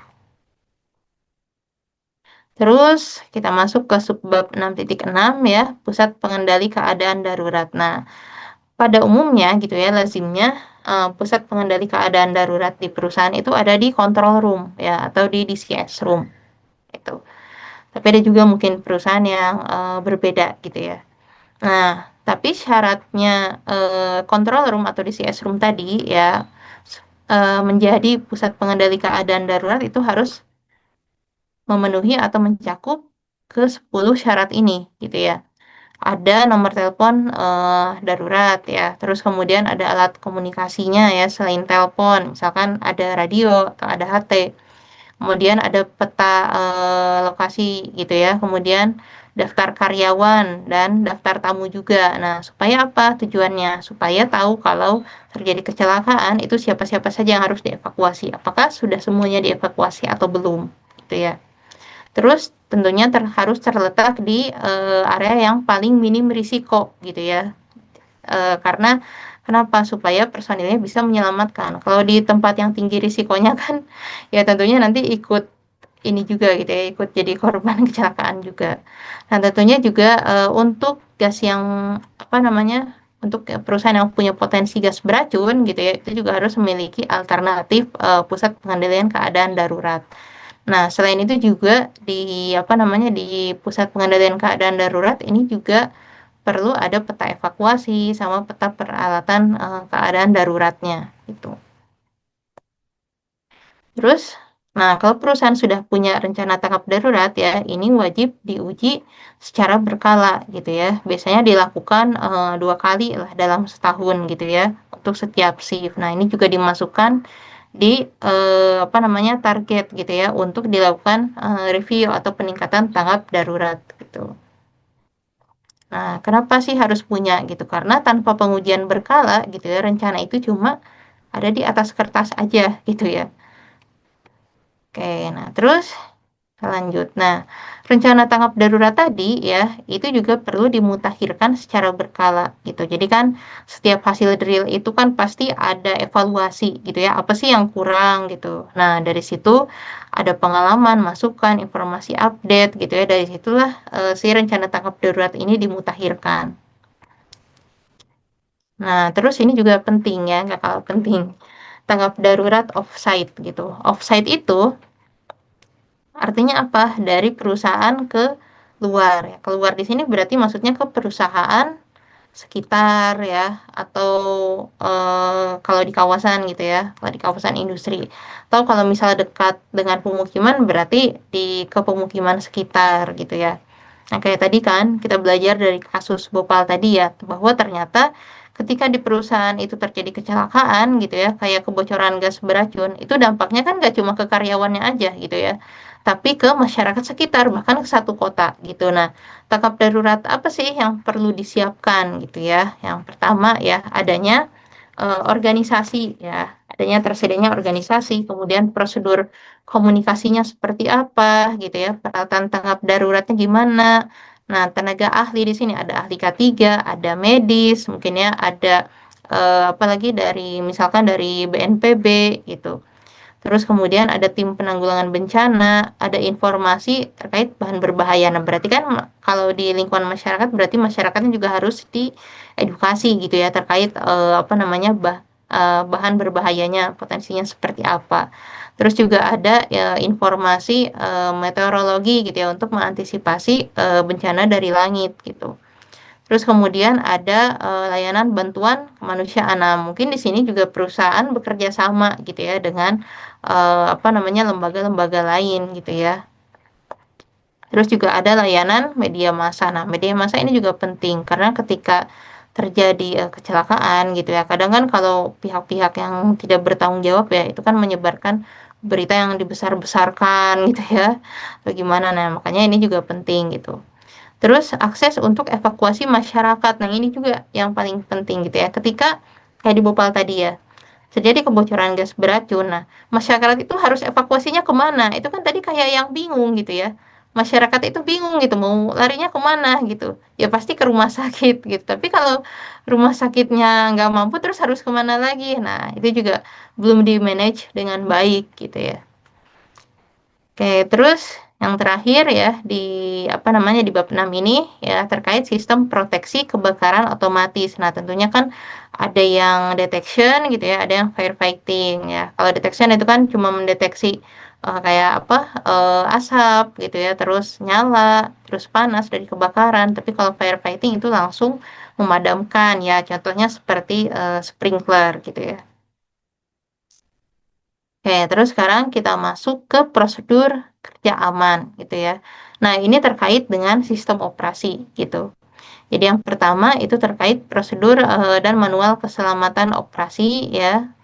Terus di sini kayak misalkan operator itu melaksanakan checklist ya atau pengecekan secara manual, melaksanakan PDM gitu ya, predictive maintenance gitu. Nah, itu tercantum di sini juga. Gitu. Terus di bagian 7.2 itu terkait pemantauan dan pengendalian variabel proses, proses abnormal, over proses. Nah, ini juga di sini. Jadi parameter apa aja sih yang dikontrol? Misalkan tekanan, suhu gitu ya. Terus level. Nah, terus kalau terjadi kondisi abnormal itu gimana nih di DCS-nya atau operator melakukan apa? Itu juga dibahas di sini. Terus yang di 7.3 ini terkait dengan manajemen perubahan ya atau manajemen of change gitu ya atau MOC. Nah, MOC itu penting nggak sih sebenarnya? Penting ya, karena kalau misal nggak ada MOC gitu ya, nggak dianalisa dulu apa sih potensi bahaya atau risiko dari terjadinya perubahan ini gitu ya, sama bisa menimbulkan kegagalan operasi atau kecelakaan industri juga gitu ya. Oh ya, tadi juga lupa dibahas ya di 7.1 itu dibahas juga gitu ya, selain apa namanya pengendalian secara manual gitu ya, secara otomatis juga misalkan ada sistem pengaman otomatis gitu ya. Contohnya biasanya yang dipakai apa? PSV gitu ya, pressure safety valve. Nah, untuk mengendalikan eh, pressure gas yang berlebih. Nah, itu juga dibahas atau ada atau pakai blow down kayak misal gitu juga itu juga dibahas di 7.1 gitu ya. Jadi di sini dibahas juga lah terkait sistem interlock gitu ya. Sistem interlock kalau misal apa namanya ada parameter yang sudah melebihi nilai maksimum gitu ya. Nah, itu kan ada juga sebagian yang otomatis mati gitu ya. Nah, itu juga dibahas di sini. Oke, nah terakhir ini bab 8 ya, kesimpulan dan rekomendasi. Nah, jadi kalau kesimpulan itu uh, dibahas apa saja sih yang sudah diimplementasikan di perusahaan dan sudah berjalan baik gitu ya. Nah, kalau rekomendasi itu apa saja sih saran yang perlu dijalankan oleh perusahaan untuk mengoptimalkan upaya pencegahan ya dan mitigasi dari kecelakaan besar gitu. Jadi ini tidak hanya untuk perusahaan gitu ya, tapi juga bisa untuk pihak eksternal kayak pengelola kawasan atau juga pemerintah gitu ya, supaya pemerintah dan pengelola kawasan itu kerjasama gitu ya, kerjasama dalam hal tanggap daruratnya gitu ya. Terus juga lampiran-lampiran yang disertakan dalam DPPB ini gitu ya. Oke, ya, sekian pembahasan dari saya. Terima kasih ya, semoga bermanfaat. Silakan kalau ada pertanyaan. Silahkan teman-teman yang ingin bertanya boleh tuliskan pertanyaannya di kolom Q&A ya. Nah, kemudian sambil menunggu teman-teman semuanya menuliskan pertanyaannya, ada beberapa informasi yang akan saya sampaikan terlebih dahulu. Untuk absensi nanti akan di-share setelah ini ya, teman-teman. Mohon bersabar. Dan untuk bisa mendownload sertifikat, pastikan teman-teman sudah install dulu aplikasi Mika Supra MK3 atau Mika Pro ya, bisa di download di Play Store dan juga di App Store. Tuliskan saja carinya Mika Pro gitu ya. Nanti langsung muncul, silakan install. Nah, buat teman-teman yang belum pernah install, ya silakan install dulu dan belum pernah daftar akunnya, daftar dulu aja. Nanti dapat akun Platinum ya, selama 3 bulan gratis untuk akun baru gitu. Nah, kalau buat teman-teman akunnya sudah lama, biasanya akan kembali ke silver. Ya, nah masa aktif platinum sudah habis, nanti silakan bisa diperpanjang. Cara tahu silver atau platinum dari mana? Dari yang ada di pojok kiri atas. Silakan nanti bisa dicek ada tulisannya platinum atau silver. Ya, nah kalau misalkan masih silver, upgrade dulu supaya bisa dapat sertifikat. Seperti itu. Kemudian pertanyaannya kalau saya update-nya belakangan, misalkan akhir bulan boleh nggak? Boleh. Yang penting nanti teman-teman absen dulu aja, update ke platinumnya boleh kapan aja. Yang penting nanti teman-teman sudah absen, kemudian ketika sudah platinum bisa kabarin saya. Nomor saya sudah di-share di kolom chat ya, nanti saya share lagi. Kalau misalkan sudah upgrade ke platinum bisa kabarin saya dan untuk minta bantuan diterbitkan sertifikat yang belum terbit. Bisa seperti itu. Oke. Nah, kalau sudah isi absen, silakan nanti menunggu saja sertifikatnya terbit. Itu setelah webinar ini selesai, nanti teman-teman bisa langsung download di aplikasi Mika Pro ya. Caranya gimana? Klik menu akun yang ada di pojok kanan bawah. kemudian klik pelatihan saya, lalu nanti langsung muncul, ada di paling atas. Ya, pelatihan yang judulnya hari ini, seperti itu ya. Nanti teman-teman silakan diklik aja. Tapi kalau sekarang setelah absen teman-teman langsung cek, ya belum ada, nanti masih tergembok ya. Kalau masih tergembok artinya masih proses penerbitan atau teman-teman masih silver gitu ya. Kalau sudah platinum tapi masih digembok, webinarnya belum selesai, ditunggu aja sampai webinar selesai baru teman-teman bisa untuk download sertifikatnya seperti itu ya. Nah, untuk fitur eh, premium di aplikasi Mika Pro ya, fitur Platinum salah satunya ada AI K3. AI K3 ini adalah salah satu fitur unggulan juga, chat AI ya. Jadi nanti teman-teman bisa tanya seputar K3 ya. Nah, di sini kita desain khusus untuk pertanyaan-pertanyaan K3, teman-teman bisa tanyakan di sini, termasuk regulasi. Bisa diakses di website di aik3.mediatama.com .co.id ya. Nanti teman-teman loginnya pakai akun aplikasi Mika Pro ya, masukkan email dan kata sandinya, kemudian bisa langsung bertanya seputar K3 seperti itu. Nah, dan di handphone juga sudah bisa, di iPhone dan juga di Android. Silakan teman-teman bisa akses untuk fitur chat AI-nya. Kemudian kalau misalkan teman-teman semuanya ingin mempelajari materi-materi webinar lainnya dan juga untuk webinar kolega juga kita sudah upload ya di channel YouTube-nya Kak Deni.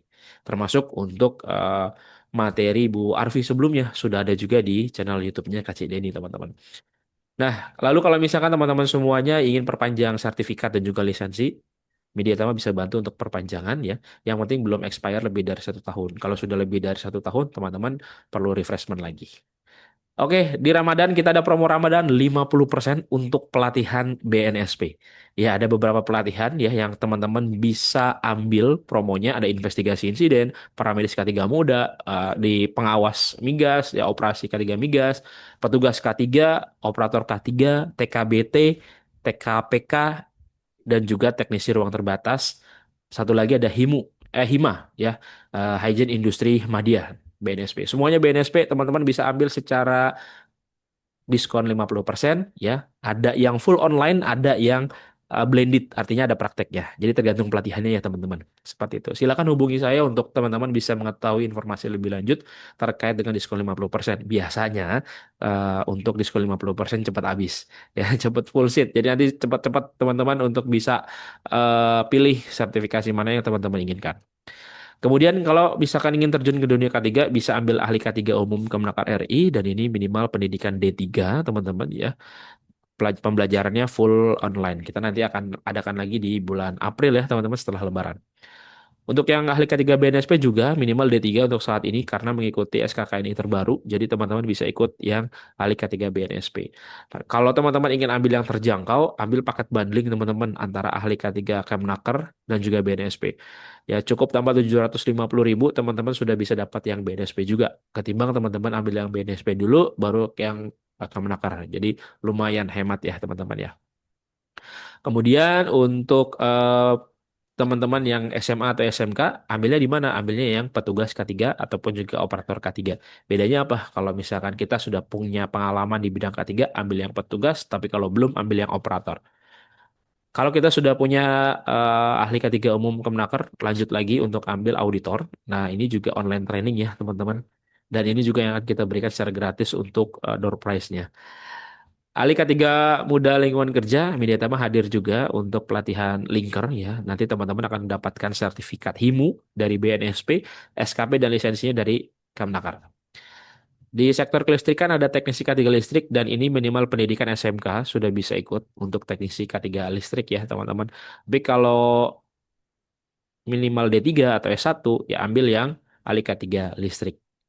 Lalu di sektor konstruksi kita ada ahli muda K3 konstruksi teman-teman dan ini juga pembelajarannya full online. Untuk Bapak Ibu yang mengawasi perancah bisa ambil supervisor perancah, tapi kalau yang memasang dan membongkar perancah ambil yang teknisi. Kita ada praktek di Karawang ya teman-teman untuk pelatihan supervisor perancah, teknisi perancah dan TKBT. Ya, nanti ada di Karawang juga bagi teman-teman yang berada di daerah Karawang dan sekitarnya bisa langsung ambil yang di kelas prakteknya di Karawang, nggak perlu ke Tangerang ya. Nah, kemudian untuk yang kelas D ya peran kebakaran kelas D kita juga ada teman-teman, dan ini blended training, nanti praktek langsung juga memadamkan api. P3K ini offline training, nanti teman-teman akan belajar gimana caranya membidai RJP yang baik dan benar juga. Kalau bekerja di ketinggian kita ada TKBT dan TKPK. Bedanya kalau teman-teman bekerja di ketinggian masih menggunakan platform perancah atau sebagai alas kerjanya, ambil yang TKBT. Tapi kalau sudah bergelantungan di atas tali seperti petugas pembersih kaca gedung ya, nah itu silakan ambil yang TKPK. Kemudian forklift kita juga ada teman-teman. Untuk forklift ini juga blended training, nanti praktek langsung menggunakan forklift yang Mediatama punya. Untuk forkliftnya itu transmisi otomatis. Teknisi ketiga ruang terbatas Mediatama juga ada. Nanti prakteknya juga ada di Mediatama teman-teman. Nah, di sektor migas kita ada operasi K3 migas dan pengawas K3 migas. Dan ini dari BNSP. Dan ini online training ya. Investigasi insiden kita juga ada teman-teman. Untuk di eh, tanggal 24 Februari. Himu dan Hima kita hadir juga teman-teman. Bagi teman-teman yang ingin menjadi seorang ahli K3 muda lingkungan kerja. Agar bisa melakukan pengukuran terhadap lingkungan kerja ya secara sendiri gitu ya. Nah, bisa ikut yang hygiene industri muda ataupun juga yang media. Kemudian K3 laboratorium bagi teman-teman yang bekerja di sektor laboratorium bisa ambil sertifikasi K3 laboratorium di Media Tama. Kemudian juga ini adalah ATK yang akan teman-teman dapatkan untuk teman-teman yang memilih Mediatama sebagai partner sertifikasi. Dan untuk saat ini, sekedar informasi teman-teman semuanya, Kemnaker sudah tidak mencetak hard copy. Ya, jadi teman-teman akan mendapatkan soft copy atau digital berupa PDF. Jadi per 3 Desember 2025 seluruh PJK 3 kalau teman-teman daftar di PJK 3 ya, teman-teman tidak akan mendapatkan hard copy-nya lagi, gitu ya. Kemudian kalau misalkan ingin belajar K3 lebih dalam lagi, teman-teman bisa mengikuti e-course yang ada di midlaya.co.id. Di sini nanti teman-teman akan belajar secara mudah, fleksibel, bisa nonton video aja, dapat sertifikat dan juga modul. Kalau yang cari kerja di website Media Tama ada loker ya, ada banyak sekali teman-teman bisa lamar saja. Kalau belum punya CV-nya di Media Tama juga ada menu buat CV online di aplikasi Mika Pro ya. Tinggal buat lalu tinggal di-download saja seperti itu. Oke. Nah, kalau ada yang ingin informasi lebih lanjut, silakan hubungi tim kami dan pastikan juga follow akun sosial media kami, teman-teman. Dan untuk saat ini Mediatama memberikan pembelajaran gratis selain di webinar, teman-teman juga bisa belajar gratis melalui live TikToknya Mediatama setiap hari. Ada pagi, siang, dan sore. Ya, selama satu hari tiga, bisa 2 sampai 3 kali untuk live-nya. Sekali live bisa 2 sampai 3 jam teman-teman semuanya. Nanti teman-teman bisa belajar secara mudah melalui TikToknya Media Tama Academy ya. Silakan nanti teman-teman bisa follow akun TikToknya Media Tama Academy ya. Kemudian kalau ada yang ingin kerjasama, silakan hubungi nomor yang tertera di depan layar. Kalau ada yang ingin menjadi pembicara webinar kolega seperti Ibu Arfi hari ini, silakan bisa screenshot nomor saya. Ini nomor saya, nanti teman-teman bisa langsung hubungi saya untuk penjadwalan mengisi menjadi pembicara. Teman-teman semuanya silahkan bisa mengisi absensi terlebih dahulu. Saya akan kirimkan absensinya teman-teman semuanya dan silahkan bisa isi sampai ada tulisannya berhasil ya teman-teman ya. Oke, kalau misalkan teman-teman ragu silahkan bisa isi lagi. Kemudian nanti teman-teman semuanya bisa mendapatkan sertifikat setelah melakukan pengisian absensinya. Oke, ini saya kirimkan dulu untuk absensinya teman-teman di kolom chat. Oke. Nah, silahkan teman-teman bisa isi dulu absensinya di kolom chat ya, sudah saya kirimkan. Dan ini sudah makin banyak yang bertanya, teman-teman semuanya yang ingin bertanya boleh tuliskan pertanyaan di kolom chat ya. Oke, ini pertanyaan dari Pak Ade Selamat nih Bu Arfi. Bagaimana cara mengatasi investigasi eh, kecelakaan menurut 5 y? Dari keterangan itu bahaya kecil dan menengah bahkan besar dapat menelan risiko fatal. Kendala apa yang dapat memperbaiki itu semua supaya pengendalian itu bisa terlaksana dengan baik, Bu Arfi? Bagaimana? Silakan Bu Arfi. Oke. Oke, ini saya jawab dua-duanya atau gimana? Karena yang satu terkait materi, yang satu di luar topik. yang di luar topik nih kita ini aja lah, kita dismiss dulu aja. Oke, Yang yang Pipewise kedua aja. nanti aja dulu Ah, ya. ah, Ah, ya. oke. Ya, tadi kan dari apa? Dari pemaparan yang tadi ya, isi-isi dalam DPPP tadi itu kan kalau saya lihat udah cukup kompleks ya. Ya, kayak misalnya di bab 2. Nah, di bab 2 itu kan kita melihat proses potensi bahaya dari apa namanya? Bahan kimianya sendiri, terus di situ juga ada upaya terkait penyimpanan, penanganan, apalagi namanya itu pembuangan, pengangkutan. Nah, itu kan udah menjadi upaya pengendalian ya. Terus belum lagi dari IBPR-nya yang ada di bab 3 gitu ya. Di situ kan perusahaan juga pastinya mencantumkan gitu. Apa saja pengendalian-pengendalian yang sudah diterapkan untuk setiap apa risiko gitu ya. Terus di bab 4 juga perusahaan sudah mengaplikasikan apa pemeliharaan, terus performance test gitu ya, melakukan performance test. Terus di bab 5 ada pelatihan, di bab 6 ada tanggap darurat, di bab 7 ada pengendalian proses. Nah, itu juga kan sudah menjadi pengendalian dari potensi bahaya besar maupun menengah gitu. Oke, baik. Seperti itu ya, Pak Adi untuk jawabannya. Lanjut lagi. Dari Pak Joko Susilo nih, Bu. Jika Mm-mm. ditemukan bahaya dengan tingkat risiko tinggi, tapi secara teknis belum bisa dieliminasi, bagaimana strategi dokumentasi pengendalian agar tetap comply dan dapat dipertanggungjawabkan saat audit? Dan bagaimana metode validasi efektivitas pengendalian yang tertulis dalam dokumen? Nah, apakah cukup dengan inspeksi atau parameter kuantitatif? Silakan Bu Arfi. Ya, baik, terima kasih. Oke, jadi kan kalau hierarki pengendalian risiko itu ada 5 ya. Yang pertama memang eliminasi, itu yang paling efektif. Cuma kalau nggak bisa gimana? Dan kebanyakan memang nggak bisa gitu. Karena kalau mengeliminasi sumber bahaya, biasanya ikut mengeliminasi juga aktivitasnya gitu ya. Nah, jadi karena itu hierarki, berarti kita lanjut ke tahap yang lebih bawah gitu. Di bawahnya eliminasi apa? Substitusi ya. Kalau nggak bisa substitusi gimana? Lanjut ke rekayasa engineering. Kalau nggak bisa rekayasa engineering, lanjut ke pengendalian administratif. Kalau nggak bisa juga lanjut ke APD. Seperti itu sih Pak. Ya pengendaliannya. Untuk kualitatif, kuantitatif, nah itu kan tergantung potensi bahayanya. Kalau misal kita ingin menganalisa nih, seberapa besar sih sebaran dampak kebocoran gas beracun gitu ya. Misal kayak di Bhopal tadi. Sebarannya tuh sampai satu kota atau satu kecamatan atau gimana. Nah, itu baru pakai kuantitatif gitu ya, menggunakan simulasi. Itu sih Pak biasanya. Semoga menjawab ya. Oke, baik. Seperti itu ya Pak Joko Susilo untuk jawabannya. Bapak Ibu yang ingin bertanya lagi, yang pengen bertanya langsung dengan Bu Arfi, silahkan bisa klik raise hand. Kita akan berikan kesempatan untuk Bapak Ibu bisa bertanya langsung dengan Bu Arfi ya hari ini. Sambil menunggu teman-teman yang raise hand, ada pertanyaan lagi dari Pak Suparman. Oke, ini manajemen of change. Oke, lanjut lagi dari Ibu Uyunan Safira. Apabila perusahaan tersebut tergolong memiliki potensi bahaya rendah menengah, apakah tetap wajib membuat DPPB, Bu? Ya, jadi kalau di potensi bahaya itu sesuai Kepmenaker 187 tahun 99 maupun di Kepdirjen PPK nomor 84 tahun 2012 itu nggak ada kecil, Bu. Jadi adanya cuma satu titik aja gitu ya penentuannya. Jadi kalau dia di bawah NAK itu menengah, kalau di atas NAK itu besar gitu.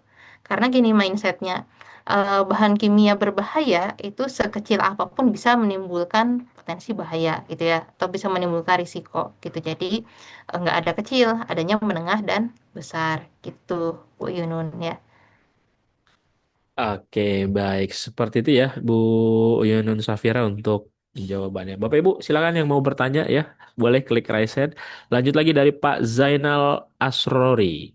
Mohon tips and trik cara penyampaian yang efektif dan tetap etis ke owner perusahaan agar tidak pelit dalam melakukan tindak lanjut dari hasil PDPPB ini DPPPB sendiri. ini mungkin ya. Ya, jadi pengukuran pengendaliannya bahaya sendiri tidak sia-sia, Bu.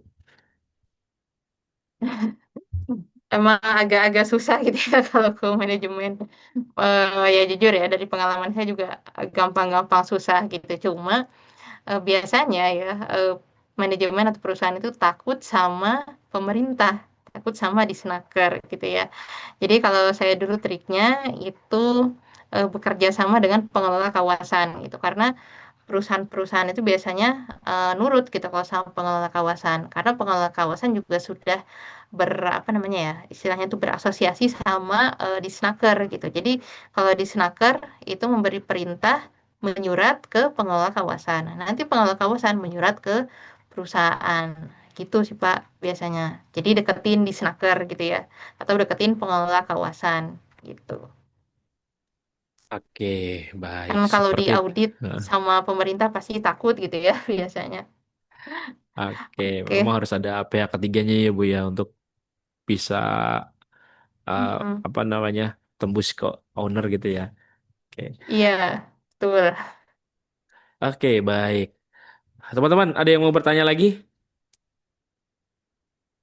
Oke, oke. Ini sebenarnya ada dua pertanyaan yang di luar konteks topik ya, Bu Arfi. Tapi nggak apa-apa ya. Kalau untuk manajemen of change, oh, dilakukan pembaharuannya berapa tahun sekali, Bu? Oke, MOC sebenarnya itu masuk di bab 4 sama bab 7 ya Oh, kalau dari di ya, DPPP. Jadi masih masih masuk topik sih Pak, nggak kalau apa-apa. masih ya, oke.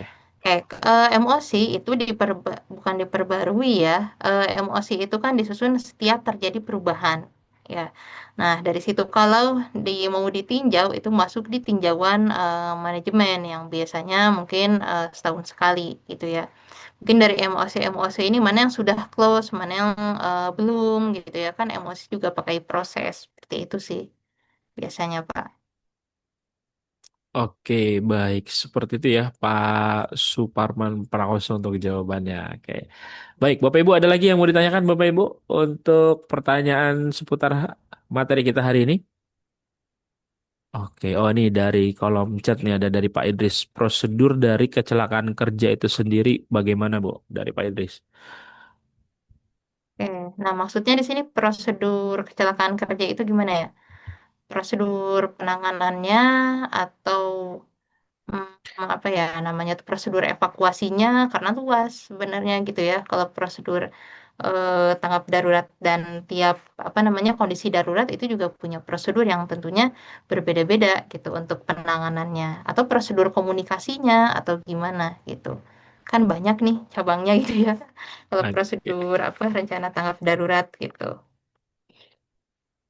Oh, Mungkin bisa dilihat ya penanganan nanti secara di. SOP dan dokumentasinya, Bu. Ini kata Pak Idris di Oh, chat.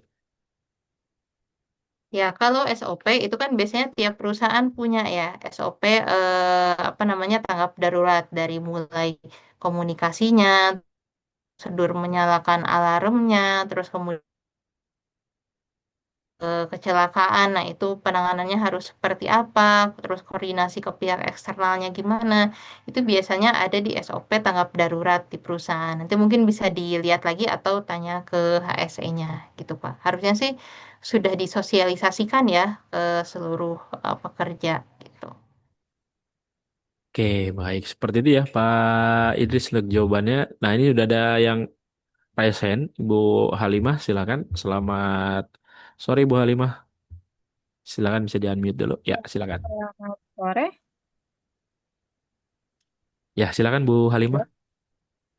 Ya, selamat sore. Sore, Bu. Oke, Bu. Ja- Ya, Bapak Ibu, terima kasih atas waktunya. Cuma mau sharing sih sebenarnya.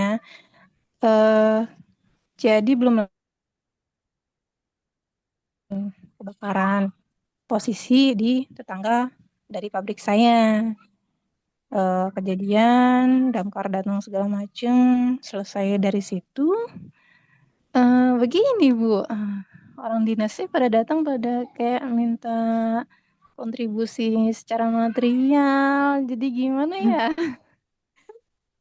Kalau secara undang-undang nggak boleh ya, gratis ya. Ya. Sorry ya, di luar dari pembahasan. Ya, mau sharing itu aja sih. Menurut Bapak Ibu bagaimana soal hal Hmm. ini? Silakan Bu Arfi. Makasih. Udah lempar ke saya. Oke, oke.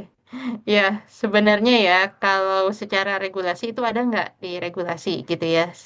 Kalau misal meminta pungutan gitu ya, baik ke perusahaan atau ke masyarakat sekitar gitu ya. Karena kan kalau itu di hari kerja berarti harusnya itu sudah termasuk di ini ya, digaji gitu di dalam gaji apa namanya wasnakernya sih harusnya sih tidak ada pungutan lagi kecuali kalau memang itu ada di apa namanya peraturan perundang-undangan ya kayak contohnya PNBP dari pelatihan nah itu kan ada jelas ya di peraturan perundang-undangan gitu ya nah itu boleh silakan disetorkan tapi kalau tidak ada sih harusnya tidak boleh meminta pungutan gitu ya. Oke. Posisinya waktu itu malam sih, Hmm. Bu. Mm-mm. Jam kerja mereka emang jam kerja biasa ya? Berarti malam di luar jam kerja mereka ya? Iya, cuma kan yang harusnya membayar overtime juga bukan kita ya, kecuali kalau memang itu jelas di peraturan perundang-undangan dikenakan pungutan atau retribusi. Seperti itu sih, Bu. Baiklah, ya udah makasih Bapak Ibu. Oke, baik. Terima kasih Bu Halimah. Lanjut lagi Pak Timothy. Silakan Pak Timothy. Selamat Ya, sore Pak selamat Timothy. siang Pak Arif. Selamat siang Bu Arifah. Apa mendengar suara saya, Bu? Ya, Ya, terdengar Pak. terdengar, Pak. Ya, Bu, saya mau nanya, Bu. Hmm. Untuk penanganan ini, ya, evakuasi itu, Bu. Untuk rumah penduduk, saya ini kita mendirikan suatu pabrik tuh, Bu, ya.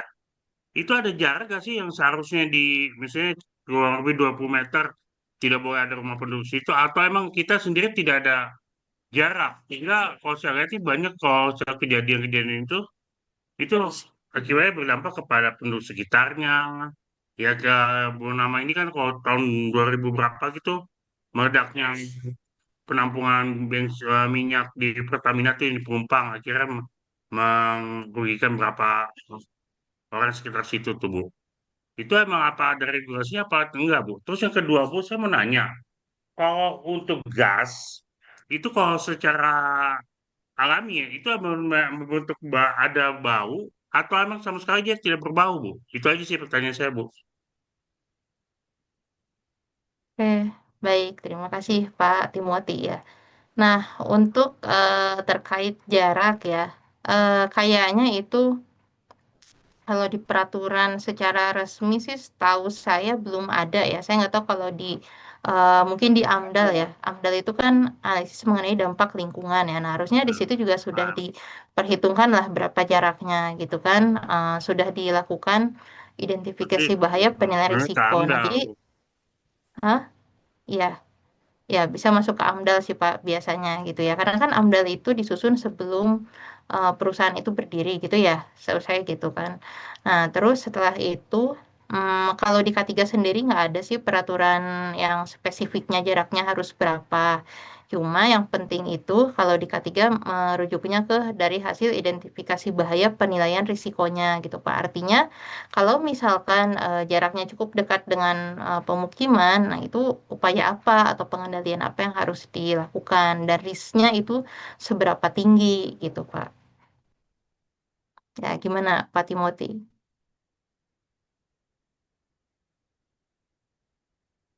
Ya, gimana Pak Timothy? Ada tambahan lagi Pak Timothy? Oke, mungkin cukup ya. Baik, lanjut lagi dari Ya yang tadi keduanya Pak Oh, belum yang keduanya. belum saya jawab ya, yang Oh terkait ya, gas. silakan. Ya benar ya Pak Arif ya. Ya gas itu gas apa dulu nih Pak? Biasanya gas LPG ya. Nah setahu saya Ya. itu Hmm. sebenarnya asalnya nggak berbau gitu, cuma ditambah zat pembau gitu supaya bisa terdeteksi kalau terjadi kebocoran. Gitu sih kalau untuk LPG ya. Kalau untuk gas-gas yang lain saya kurang tahu. Ya, ya. Terima kasih Bu. Bu ini. Terima kasih Pak Arif. Ya, oke. Oke, Sama-sama Pak. sama-sama Pak Timothy. Oke, baik. Bapak Ibu ada lagi yang mau bertanya, raise hand? Oke, kalau di sini sudah ada yang bertanya lagi dari Pak Denny Septiandi. Apakah DPPB sama dengan metode RBI, Risk Based Inspection? Karena selama ini banyak perusahaan, terutama oil and gas dan petrochemical menggunakan RBI, Bu. Oke, baik. Ya, saya kurang tahu ya dalamnya RBI itu seperti apa gitu ya. Apakah itu kayak dokumen gitu dan apakah ruang lingkupnya sama seperti DPBP yang tadi ya, dari mulai bab 1 sampai bab 7 atau bab 8 gitu. Saya kurang tahu juga ruang lingkupnya ya untuk RBI gitu. Tapi kalau DPBP itu kan ini terkait compliance ke pemerintah gitu Pak. Kalau RPI mungkin terkait apa namanya upaya pengendalian di internal perusahaan gitu ya. Kalau ya DPPP ini kan terkait compliance ke pemerintah, ke Kemnaker gitu ya, ke Disnaker atau ke Kemnaker gitu. Jadi kalaupun perusahaan itu sudah menyusun RPI tapi belum menyusun atau melakukan penyusunan DPPB ini, berarti kehitungnya belum comply gitu Pak dengan peraturan pemerintah gitu. Oke, baik. Oh, untuk internal perusahaan aja kata Pak Denny Septiadi. Iya, betul Ah, berarti perkiraan saya. Oke, baik. Seperti itu ya Pak Denny Septiadi untuk jawabannya. Ada lagi Bapak Ibu? Kalau tidak ada, karena waktunya pas jam 3 sore, ya Bapak Ibu semuanya, terima kasih banyak sudah hadir sampai dengan sore hari ini. Silakan Bapak Ibu semuanya bisa isi absen bagi yang belum mengisi absensi, karena untuk absensi akan kita eh, tutup setelah webinar ini berakhir ya. Silakan teman-teman yang belum mengisi absensi bisa mengisi terlebih dahulu. Dan sebelum kita akhiri webinar hari ini, mari sama-sama kita dengarkan dulu teman-teman semuanya dari Ibu Arfi untuk closing statement-nya. Kepada Ibu Arfi dipersilakan. Closing statement-nya ya. Oke, saya sebenarnya belum nyiapin Pak. Tapi nggak apa-apa ya, seadanya aja. Oke, jadi penyusunan dokumen pengendalian potensi bahaya besar itu bukan hanya sekedar compliance ya, dan DPBB juga bukan sekedar dokumen ya, tapi bentuk upaya pengendalian dari pencegahan maupun apa namanya untuk menangani kecelakaan kerja yang terjadi di perusahaan gitu ya dengan memedulikan dampak kepada pekerja, lingkungan ya maupun masyarakat sekitar ya dan aset juga gitu untuk tentunya mendukung produktivitas dari perusahaan gitu Pak. Oke, baik. Terima kasih banyak Ibu Arfi dan juga Bapak Ibu semuanya. Dan jangan lupa untuk hadir lagi Bapak Ibu semuanya di webinar Media Tama di setiap hari Sabtu ya, pukul 13 sampai dengan pukul 15.00 waktu Indonesia bagian Barat ya. Oke, buat Bapak Ibu semuanya yang belum absen, sekali lagi silakan bisa isi absensinya sampai webinar ini berakhir ya, teman-teman. Nanti untuk sertifikat silakan teman-teman bisa dicek di aplikasi Mika Pro. Kalau misalkan masih digembok, biasanya mohon ditunggu sampai 15 menit setelah webinar berakhir. Kalau misalkan setelah 15 menit webinar berakhir, sertifikatnya masih belum terbuka, maka teman-teman silakan bisa klik tombol yang ada di sana. Ada tulisannya klik di sini kalau sertifikat belum terbit seperti itu ya. Nanti ditunggu dulu 15 menit setelah webinar selesai, teman-teman bisa langsung cek. Nanti di refresh lagi aja, bisa langsung di-download seperti itu. Oke, Bu Arfi dan juga teman-teman semuanya, dan jangan lupa untuk isi absen serta hadir lagi di setiap hari Sabtu. Dan teman-teman juga bisa gabung ke dalam grup webinar ya, Kolega Media Tama. Teman-teman bisa langsung gabung melalui link yang saya kirimkan barusan di kolom chat ya, supaya nggak ketinggalan eh, link webinar tiap Sabtu. Terima kasih banyak. Saya akhiri. Terima kasih Bu Arfi. Wabillahi taufiq wal hidayah. Wassalamualaikum Sama-sama. warahmatullahi wabarakatuh. Terima kasih Bu Arfi. Sehat selalu. Waalaikumsalam warahmatullahi wabarakatuh. Sama-sama Pak, sehat selalu juga. Izin